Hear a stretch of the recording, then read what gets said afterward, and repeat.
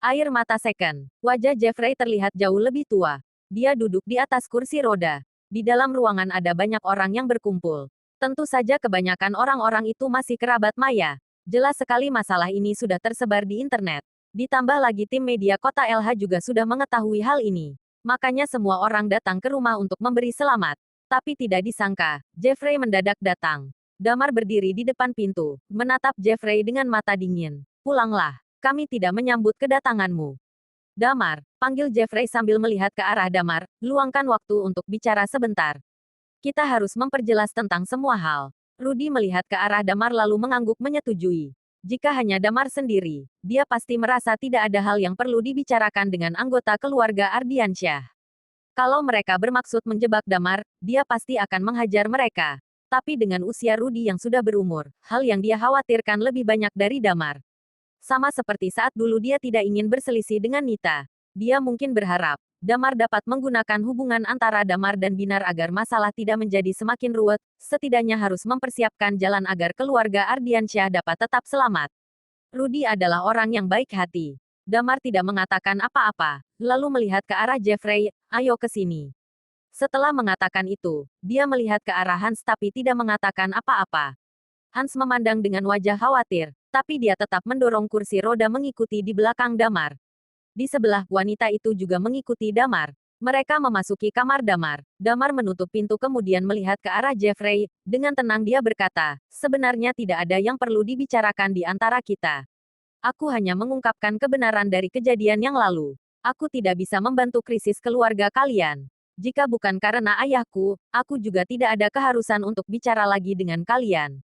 Jeffrey melihat ke arah Damar kemudian menghela napas panjang. Waktu itu, semuanya adalah salahku. Apa? Tanya Damar sambil mengangkat alisnya. Kamu adalah pemimpin di balik layar dari semua hal yang terjadi kali ini, kan? Tanya Jeffrey sambil menghela napas lagi. Tatapan Damar hampir saja berubah. Dia tidak menyangka Jeffrey dapat menebak semuanya. Dia mengangkat bahunya kemudian melanjutkan, aku tidak mengerti apa yang kamu bicarakan. Aku dapat melihatnya. Kamu mencoba rendah diri dan tidak mau mengakuinya. Jawab Jeffrey. Tapi ini semua terlalu kebetulan. Binar hanya seorang CEO dari Navis Group, sedangkan pemegang saham di balik Navis Group sangat misterius. Entah dengan cara apapun tidak dapat terdeteksi. Sedangkan setelah kepulanganmu ke kota LH terjadi banyak hal yang mengobrak-abrik kota ini. Aku sudah hidup bertahun-tahun. Tentu saja aku tahu berbagai hal tentang urusan bawah tanah. Jantung Damar berdegup kencang tapi wajahnya tidak memperlihatkan perubahan apapun. Walaupun aku tidak tahu kamu bergabung dengan organisasi mana, tapi bagiku itu sudah tidak penting lagi. Jeffrey menghela napas pelan, aku datang, hanya berharap kamu melepaskan keluarga Ardiansyah. Melihat dirimu sebagai bagian dari keluarga ini dan darah keluarga yang mengalir dalam tubuhmu. Juga demi aku yang memperlakukan ayahmu dengan cukup baik. Tatapan Damar berkobar-kobar melihat ke arah Jeffrey. Jeffrey lanjut mengatakan, aku tidak akan membela Rituan dan Raden yang sudah berbuat kesalahan. Mereka pantas untuk masuk penjara. Kami keluarga Ardiansyah juga sangat tidak suka dengan kelakuan ayah dan anak itu. Sekarang kerugian keluarga Ardiansyah sudah cukup besar. Aku berharap kamu bisa memberikan jalan keluar untuk keluarga kita yang diantaranya juga termasuk om-om kamu.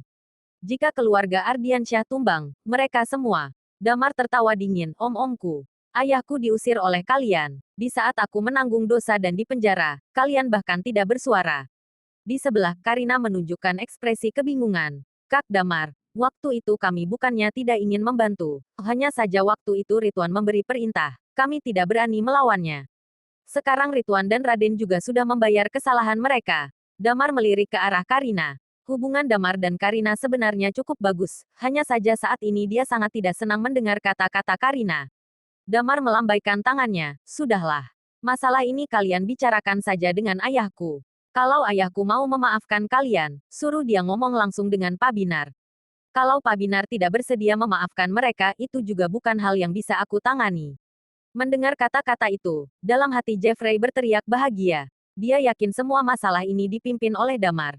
Dengan kata lain, Damar sudah melepaskan dia. Dia berusaha berdiri dari kursi roda, lalu suara terjatuh dapat terdengar dengan keras. Dia berlutut di depan Damar sambil mengatakan, Damar, kami dari keluarga Ardiansyah memang sudah mengecewakanmu. Permintaan maaf kami telah terlambat 9 tahun. Kakek, Hans langsung teriak melihat Jeffrey berlutut.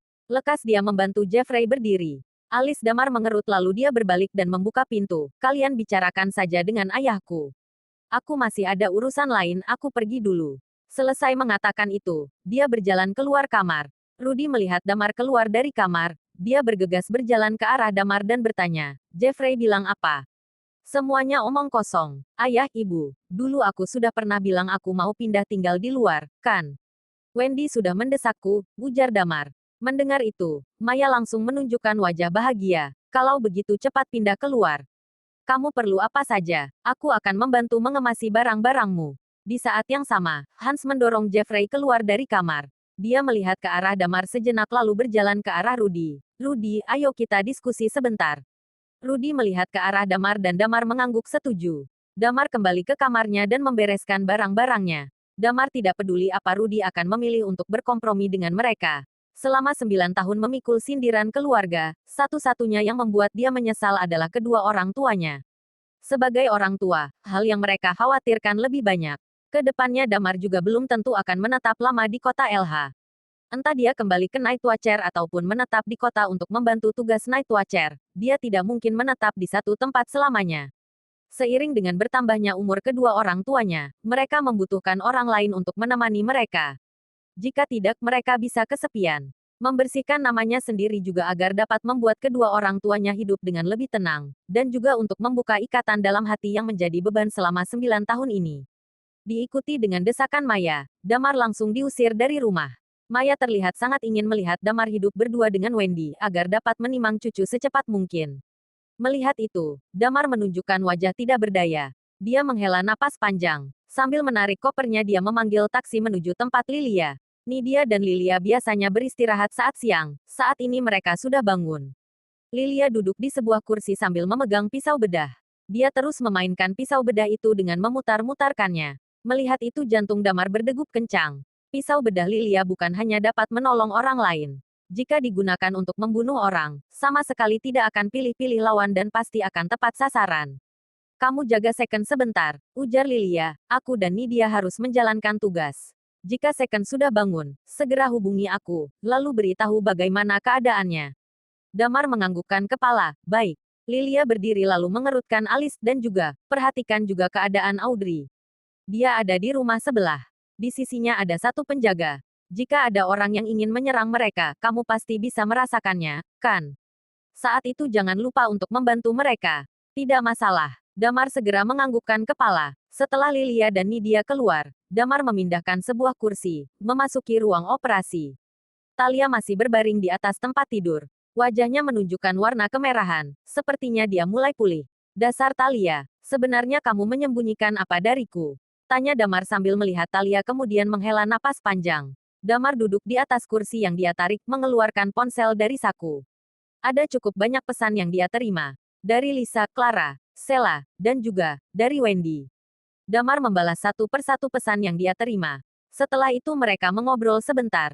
Entah sudah lewat berapa lama, di ujung telinganya dapat terdengar suatu suara.